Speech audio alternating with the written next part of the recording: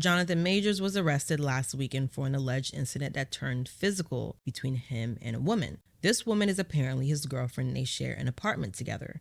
The girlfriend's identity hasn't been revealed quite yet, but this incident took place in Brooklyn after the pair had returned from a bar. NYPD officials were supposedly called to their apartment, and upon arrival, the police noticed that the girlfriend had marks on her head and neck, as well as a cut behind her ear. Now, supposedly Jonathan is the one who called the police. The girlfriend was taken to the hospital and Jonathan was arrested and charged with various counts of assault, as well as harassment and supposedly strangulation. Jonathan Majors' lawyer, Priya Chandri, later released texts supposedly sent to Jonathan from the girlfriend.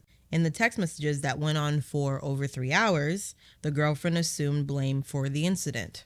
His lawyer, Chandri, said that Majors is completely innocent and she has shared the text messages with law enforcement and she is currently working to collect evidence to get the charges dropped. This evidence includes video evidence, supposedly. In the text, the girlfriend stated, "Please let me know you're okay when you get this. They assured me that you won't be charged. They said they had to arrest you as protocol when they saw the injuries on me and they knew we had a fight. I'm so angry that they did, and I'm sorry you're in this position. We'll make sure nothing happens about this. I told them it was my fault for trying to grab your phone. I only just got out of the hospital. Just call me when you're out."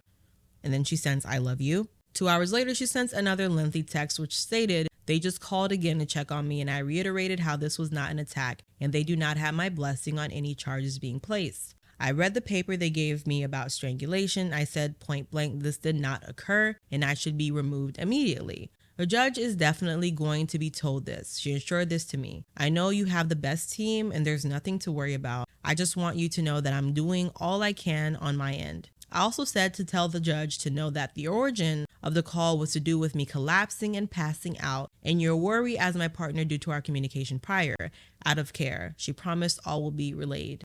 Now, this second part of the text message is what gets me when she says that I also said to tell the judge to know that the origin of the call was to do with me collapsing and passing out. When you collapse or pass out, for anybody who's done that, I think we all know, you don't wake up with strangulation marks on your neck. So that's the first suspicious part of this. Now, people are coming out saying that Jonathan Majors has always displayed this type of behavior, even when he was attending Yale University. I genuinely feel like there's more to this story and something about this story seems off.